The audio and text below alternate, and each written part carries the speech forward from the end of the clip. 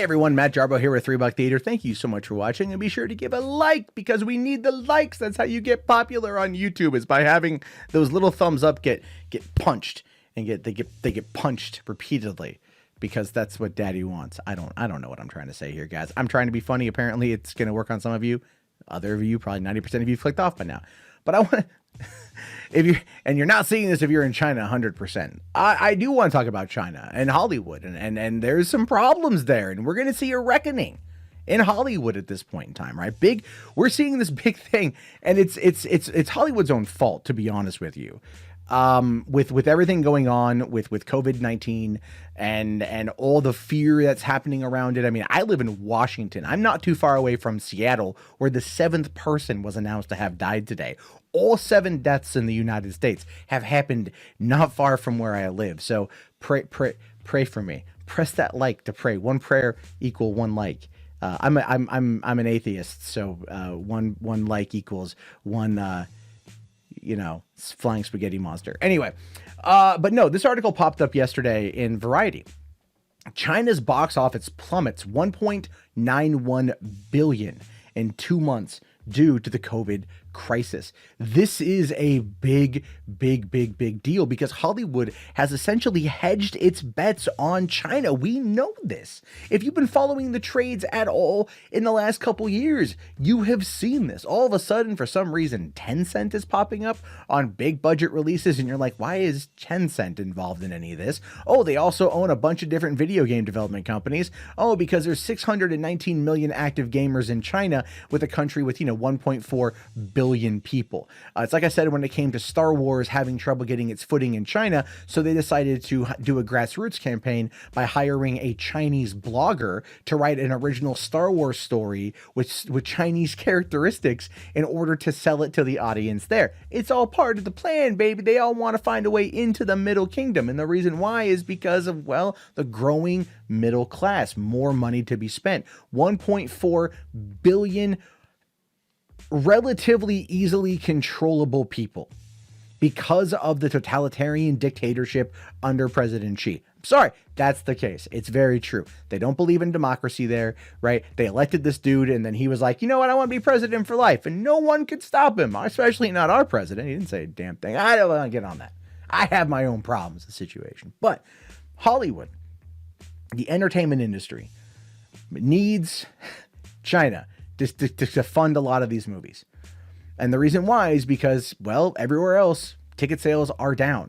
We've seen this time and time again. How many times do we argue over box office results? How many times do we talk about that here on YouTube or on Twitter or in other areas of the entertainment sphere? We do this all the time because it's interesting to watch. But the key is always China. Venom, torn apart by critics, $860 million. A lot of that from China.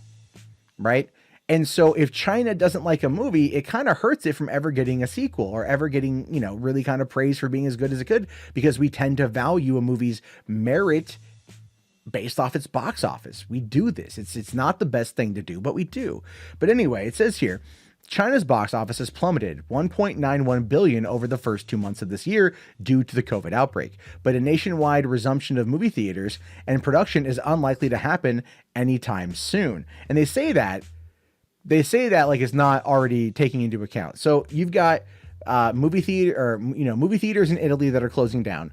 You've got movie premieres in China for Mulan not happening. You've got movie premieres for No Time to Die not happening. You've got all of these, Warner Brothers looking at possibly pulling out of Comic-Con. You've got Activision and EA pulling out of Game Developer Conference and a bunch of other events that are being pulled out of. And again, seven deaths here in Seattle, Emerald City Comic-Con. Apparently still a full-on go. Still a full-on go for next week. So that ought to be, I'm not going to it. I was going to go. I'm not going to go anymore because, you know what? Every time I go to Seattle, I get sick. Every time. And knowing my luck, this time, even though I've got all my shots and inoculations, I would probably get the flu. Anyway. It says here, according to box office data company ComScore, the box office receipts in China in January and February totaled just $238 million, compared with $2.148 billion in the comparative period in 2019 and $2.378 billion in 2018. Box office revenue for the whole in 2019 was a record $9.2 billion, having risen 5.4%. Losses were heightened due to the fact that the Lunar New Year holiday season started on January 25th, much earlier compared to the usual date of the beginning of February or mid-February. An early holiday season should have given more time for the box office to grow, but many cinemas were forced to shut down just before the Lunar New Year, and Wuhan and other cities in that province were on lockdown until January 23rd. Ent Group did say that shuttering cinemas in China are unlikely to reopen in March, and that Chinese officials have stated that controls it will stay in place for the film industry as a whole. So what does that mean? Well, if there's a $1.91 billion loss, it's not US currency, so it's not registered the same, and the Chinese government would get a vast majority of it because that's just kind of how they operate. But there are over 70,000 theaters in China, and a lot of them are closing down. People just are not going to the cinema. They're not going out. Wuhan is straight up a ghost town. Other parts of China are straight up a ghost town. You can see like drone footage of the whole place. It looks creepy without there being a lot of people walking around. It just kind of feels empty and all weird and stuff. And that is going to be a big problem because eventually that will start trickling outward. So Hollywood studios have put all of their eggs in the Chinese basket. They have.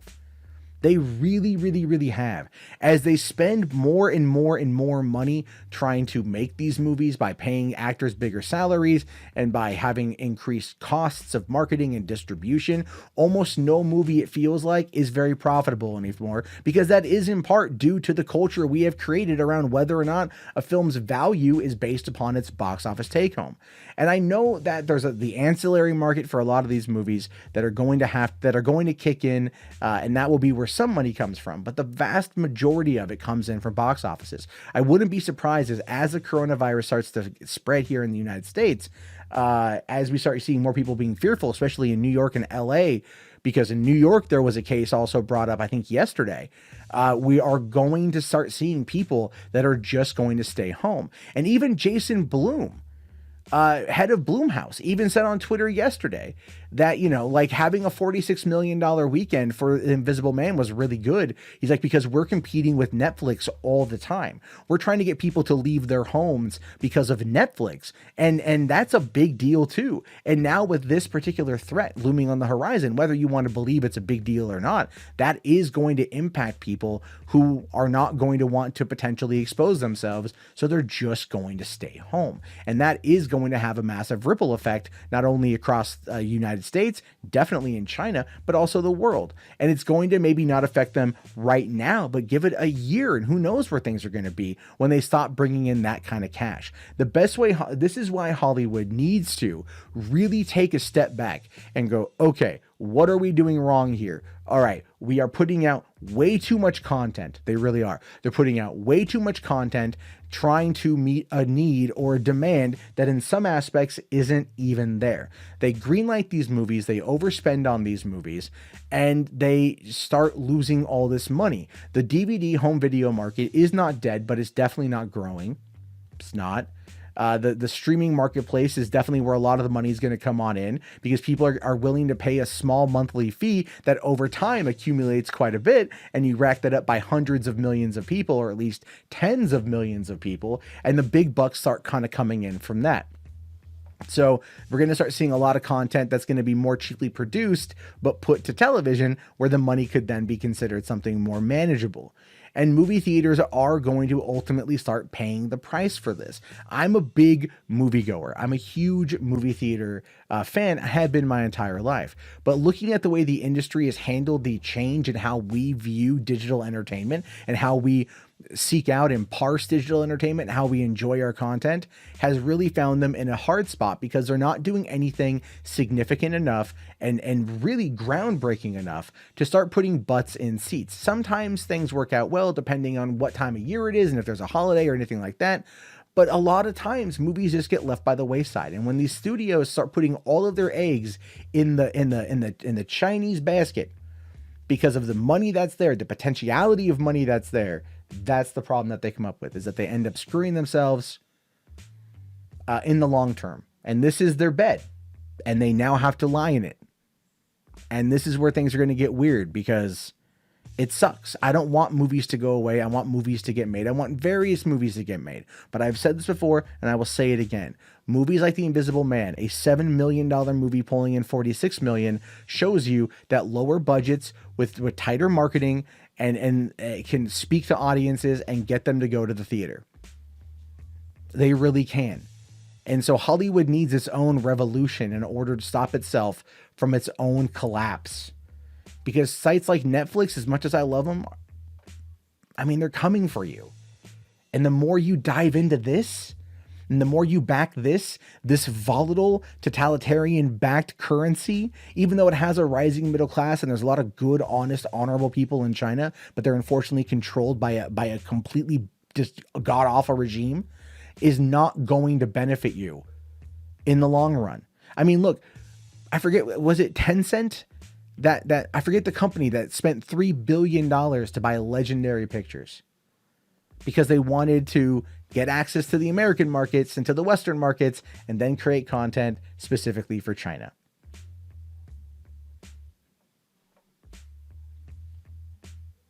This was a very poorly thought out plan. It was sustainable for a time. 1.1 or $1.91 billion lost in the first 2 months of this year in China is going to continue.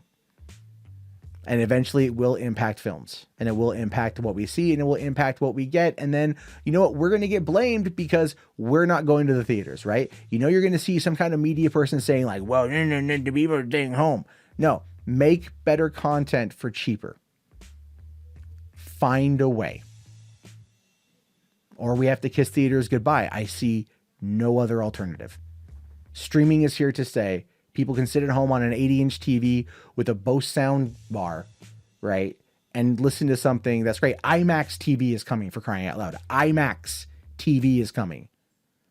Wait for CinemaCon next month, if it even happens because of COVID fears. You're going to see a lot of stuff coming out of CinemaCon for what's going to be coming on the horizon. But rising costs, an economy that's ready to burst on our own right. Hollywood thought this was their this way. There we go. Hollywood thought this was their plan. And it backfired. It really did. And it sucks. People can lose their jobs. I'm not happy with it. I'm not. I'm really not. But I have to voice my opinion on this because that's what I do.